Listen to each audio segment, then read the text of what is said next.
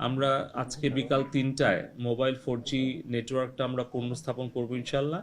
এবং আমাদের গ্রাহকদের আসলে ক্ষতির বিষয়টি বিবেচনায় রেখে আমরা একটা সিদ্ধান্তে এসেছি যে 3 দিনের জন্য 5GB আমরা বোনাস হিসেবে প্রত্যেক গ্রাহককে দেব। যার হয়তো 200 MBPS ছিল সেও পাবে 5GB, আবার যার হয়তো 5GB 7 ডে ছিল প্যাকেজ, সেও 3 দিনের জন্য তারা 5GB বোনাস পাবে।